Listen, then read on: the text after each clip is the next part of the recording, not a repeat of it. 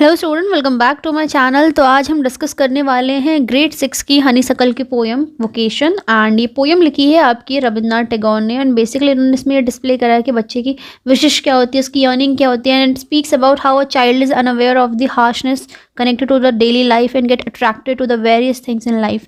तो आज हम इसके बारे में डिस्कस करेंगे डिटेल में और इसकी समरी भी समझेंगे। तो चलिए देखिए, सबसे पहले क्या दिया, on your ways to school और market you see many peoples at work. जब भी आप स्कूल जाते हो या बाजार जाते हो, आप बहुत तरीके के लोगों को देखते हो, बहुत सारे लोगों को जो काम पे होते हैं। In pairs discuss what you have notice. आपको पेयर में डिस्कस करना है कि आपने क्या नोटिस किया है। Then read this poem. उसके बाद आपको ये पोएम पढ़नी है। You may read it aloud with a partner if you like. आप अपने पार्टनर के साथ पढ़ सकते हो तेजी से, अगर आप पढ़ना चाहते हो जोर से। अलाउड मतलब तेज आवाज में। तो चलिए देखिए पोएम की लाइंस किस तरीके से दी गई हैं। When the gong sound 10 in the morning and I walk to the school by our lane. Every day I meet the hawker crying bangles, crystal bangles. अब देखिए यहाँ पे क्या दिया है, गोंग क्या होता है। गोंग बेसिकली एक ऑब्जेक्ट होता है जो मेटल से बना होता है, जो डिफरेंट साउंड देता है जब उसको हम स्ट्रक करते हैं, यानी कि उसको टच करते हैं, जैसे आपको यहाँ पे पिक्चर में दिख भी रहा होगा। और हॉकर होता है a person who travels and shouts to sell goods, यानी कि वो जो फेरी वाले आते हैं ना, गलियों में सामान ले लो या सब्जी ले लो, इस तरीके से उनको हॉकर बोला जाता है। और क्रिस्टल होता है क्रिस्टल क्लियर, जब हम कहते हैं कि एक ऐसा जूल, एक ऐसा ऑर्नामेंट जैसे कहते हैं जिससे आर पार ट्रांसपेरेंट, जैसे आइस होती है उसके ट्रांसपेरेंट हम देख लेते हैं, वैसी क्रिस्टल। और वेंडर यहाँ पे बोला जाता है। वेंडर आपके अगर आता है कि वेंडर क्या होता है तो आपको पता होना चाहिए कि स्ट्रीट सेल्समैन को वेंडर बोला जाता है। तो यहाँ पे क्या दिया है, the child said that when the gong struck and made a sound to declare the first part of the day it was 10 o'clock। यहाँ पे समय दिया है, यानी कि जब बच्चा कहता है कि जब वो सुबह निकलता है, सुबह स्कूल के लिए, लेन मतलब होती है गली, अपनी गली में जैसे ही चल रहा होता है तो सबसे पहले उसे साउंड सुनाई देता है उस गोंग का, जो 10 बजे करीब, यानी कि 10 बज रहे होते हैं उस समय वो जा रहा होता है और उस समय साउंड आता है। And he also said that this was also the time for him to go school. यहाँ पे वो दो चीज़ें बता रहा है, एक तो ये बता रहा है कि वो बच्चा स्कूल जाता है 10 बजे, दूसरा वो जो साउंड आता है वो भी 10 o'clock पे ही। And on his way to school he use to watch a salesman. जब वो रास्ते में जा रहा होता है तो एक सेल्समैन को देखता है, हॉकर जिसके लिए कहा गया है यहाँ पे, जो क्या कर रहा होता है, चिल्ला चिल्ला के कि बैंगल्स ले लो, क्रिस्टल बैंगल्स हैं, अपनी वो चूड़ियाँ बेच रहा होता है। So this is all about the starting lines. अब देखिए आगे क्या दिया है, there is nothing to hurry him on, there is no road he must take, no place he must go to, no time when he must come home. अब यहाँ पे वो सिंपली क्या बोल रहा है बच्चा उसको देखते हुए, कि जब वो बच्चा उसको देखता है तो ऐसा नहीं लगता कि उसको जल्दी है। So while looking at him, the child had a thought that the vendor was free. He was in no hurry to reach anywhere. उसको कोई जल्दी नहीं होती है कहीं जाने की. Like the child who had to reach the school and then go back to school and come back from school. तो जैसे बच्चे को होता है ना कि उसको जल्दी जाना, स्कूल पहुंचना है, फिर उस घर से निकलना है, तो उस वेंडर को देख के लग ही नहीं रहा उस चूड़ी बेचने वाले को कि उसको कोई जल्दी होगी कहीं जाने की। उसे लग रहा है कि वो फ्री है। He thought that the bangle seller was free of any time and the place boundation, there is no boundation, मतलब जगह की कोई बाउंडेशन ही नहीं है, वो कहीं भी मूव कर सकता है। He can move here, he can move there. He felt that he was under strict observation and the vendor was enjoying complete freedom. Vendor यहाँ पे उस हॉकर की बात हो रही है, ध्यान में रखिएगा, स्ट्रीट जो यहाँ पे चूड़ियाँ बेचने आया है। तो यहाँ पे सिंपली वो क्या कह रहा है, उसको कोई जल्दी नहीं होती। हिम यहाँ पे बात हो रही है वो चूड़ी बेचने वाले की। There is no road he must take, ऐसी कोई रोड नहीं कि उसको वहीं जाना है, वो कहीं भी जा सकता है, फ्री है। No place he must go to, और ऐसी भी कोई जगह नहीं जहाँ उसको जाना ही जाना है, जैसे बच्चे को तो स्कूल जाना है। No time when he must come home, और कोई ऐसा पर्टिकुलर टाइम बाउंडेशन भी नहीं है कि उसको एग्जैक्ट उतने बजे तक वहाँ पहुँचना है, उतने बजे से वहाँ से आना है। मीन्स यहाँ पे बच्चे को लग रहा है कि वो बहुत ज़्यादा ऑब्जर्वेशन में रहता है, बहुत ज़्यादा स्ट्रिक्ट वे में है। और जबकि जो वेंडर है या जो ये अगर हम बात करें ये हॉकर है, चूड़ी बेचने वाला है, वो बिल्कुल फ्री है, वो कहीं भी जा सकता है, वो अपनी फ्रीडम एंजॉय कर रहा है। I wish I were a hawker. अब यहाँ पे देखो बच्चा क्या कह रहा है कि काश मैं एक हॉकर होता।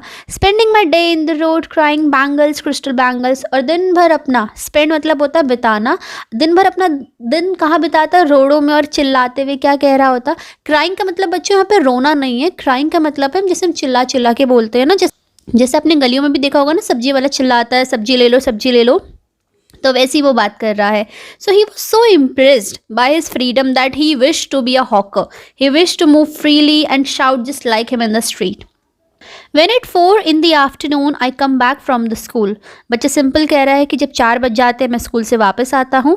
I can see through the gate of that house the gardener digging the ground. मैं देख सकता हूँ उस गेट से घर के गार्डनर क्या कर रहा होता है, मिट्टी खोद रहा होता है. डिग मतलब होता है खोदना, जब हम सॉइल्स को मतलब तोड़ना इन द सेंस कि ब्रेक कर देते हैं. जैसे आप मिट्टी, जब आप प्लांटेशन करते हो, प्लांट्स लगाते हो तो मिट्टी खोदते हो ना, उसको डिगिंग कहते हैं टूल्स की हेल्प से. So the child, after coming back from school at 4 in the afternoon, noticed that the gardener through the gate of the house. He would peep out and notice him digging soil. He does what he likes with a spade. अब यहाँ पे वो बता रहा है कि वो क्या करता है, यानी कि गार्डनर के बारे में बोल रहा है कि he does what he likes with a spade. वो जो चाहता है वो उससे अपनी स्पेड से करता है. स्पेड क्या होता है, एक शार्प टूल होता है, पिक्चर में आपको शो भी रहा होगा, जो डिगिंग के लिए और कटिंग के लिए यूज़ किया जाता है. He soil his clothes with dust. Nobody takes him to task if he gets baked in the sun or gets wet. He soil his clothes मतलब कि जब मिट्टी में काम करोगे तो आपके कपड़ों पे भी मिट्टी लगेगी, धूल लगेगी, लेकिन कोई भी उसको कुछ नहीं कहता. If he get baked in the sun और गेट्स वेट, और उससे कोई कुछ कहता ही नहीं, चाहे वो धूप में वहाँ पे तप रहा होगा, चाहे वो गीला हो रहा होगा, यानी कि एक तरीके से उससे पानी जा रहा होगा, उसके कपड़ों पे पानी गिर रहा है. I wish I were a gardener digging away at the garden with nobody to stop me from digging. अब बच्चा कहता है काश मैं गार्डनर होता, मैं भी मिट्टी खोद रहा होता और मुझे कोई नहीं रोकता. इट मीन्स एक तरीके से वो ये सोच रहा है कि बच्चों, उनकी फ्रीडम कितनी ज़्यादा है उन बाकी लोगों की कि उसको वो मिल ही नहीं पा रही, वो इन्जॉय ही नहीं कर पा रहा. सो बेक्ड इन द सन का यहाँ पे इसका मतलब ये भी होता है कि जैसे बेक हो जाता है ना, बिल्कुल तप जाता है एक तरीके से, बहुत ज़्यादा हीट अमाउंट में, तो एक्सेसिव सनलाइट का एक्सपोजर जिसे कहते हैं उसे बेकिंग सेंस में आ गया. So here is a child was attracted by his freedom to be in the dust and to do the things of his choice with his tools. He thought that the gardener had the freedom to dirty his cloth with soil, play with his tools, stay in the sun for a longer hours, get wet with sweat, or do anything. He was not getting any punishment for all of this. And whereas if he would have punished for all this, so completely unaware of the hardship of the worker, he was attracted to be a gardener, to do things of his choice, or no one around to stop him.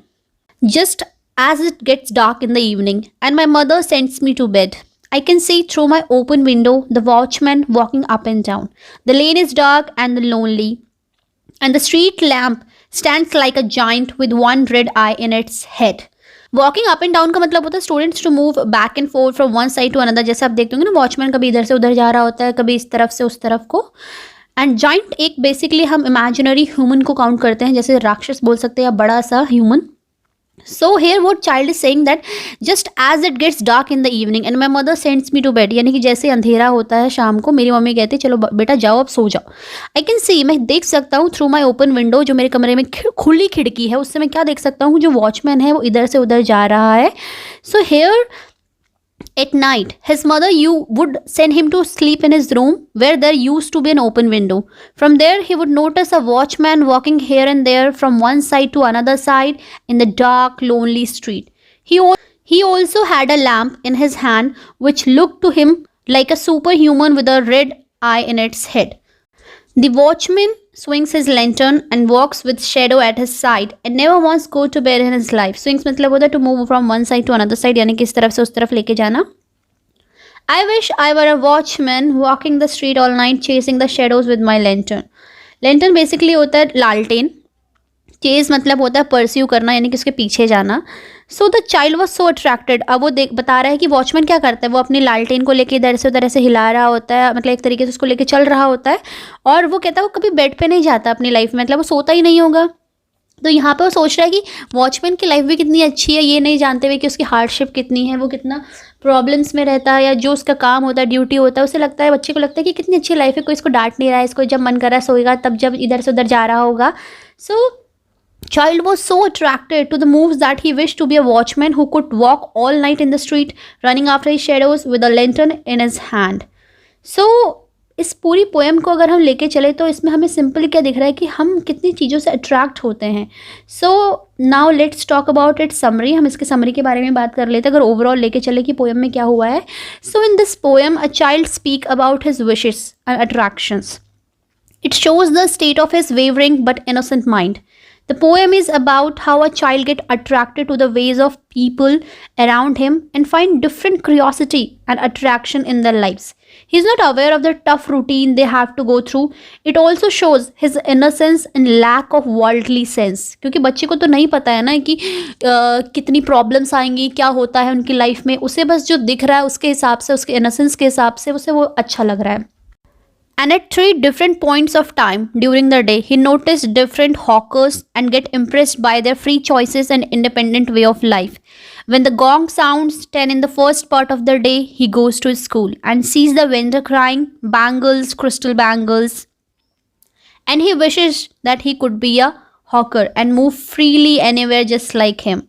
At 4 in the evening, while returning from the school at the same time, he sees the plant specialist, that gardener, burrowing the ground, and he wanted to be a gardener and he wished to play in the dust. At the point when night falls, his mom sent him to bed and he sees the watchman through the window and he wishes that he could be a watchman or a gatekeeper so that he could move here and there in the streets at night freely. So this poem tells about a lot of curiosity जो एक बच्चे के अंदर होती है. So basically vocation एक ऐसी poem है जो डिस्क्राइब करती है एक बच्चे की डिज़ायर उस फ्रीडम के लिए जो वो लोगों की ज़िंदगी में देखता है जो उसके आसपास होते हैं. So it describe a child desire for the freedom he sees in the lives of those around him, जो उसके आसपास है उनके उससे देखता है. एंड अगर हम ओवरऑल इसकी मॉरल समथिंग की बात करें, so we should let a child be free and let them choose their future. Vocation का जो बेसिकली टर्म होता है स्टूडेंट, जो अगर हम उसके मीनिंग की बात करें तो वोकेशन होता है एक तरीके का ऑक्यूपेशन जो बेसिकली लोग करते हैं जिसमें वो उन्हें ट्रेनिंग दी जाती है और वो क्वालिफाई होते हैं ताकि वो अपने लाइवलीहुड चला सके, जीवन जीने का जो तरीका है वो चला सके. स्पीकर की बात करें कि पोएम का स्पीकर कौन है, तो वो जो स्कूल गोइंग चाइल्ड है वही आपका स्पीकर है. सो that's all about today's explanation. I hope कि आपको एक्सप्लेनेशन क्लियर हो गया होगा. फिर भी कोई डाउट होता है तो कमेंट सेक्शन में आप लिख लीजिएगा. डिस्क्रिप्शन में मेरी आईडीज़ दी गई हैं, वहाँ से आप मुझसे डायरेक्टली कॉन्टैक्ट भी कर सकते हैं. सो अगर कॉन्टेंट पसंद आता है तो वीडियो को लाइक, कॉमेंट, शेयर और चैनल पर अगर आप नए हैं तो इसे सब्सक्राइब करना ना भूलें. मिलती हूँ आपसे नेक्स्ट क्लास में. Until take care, bye students. So that's all for today's. Thank you.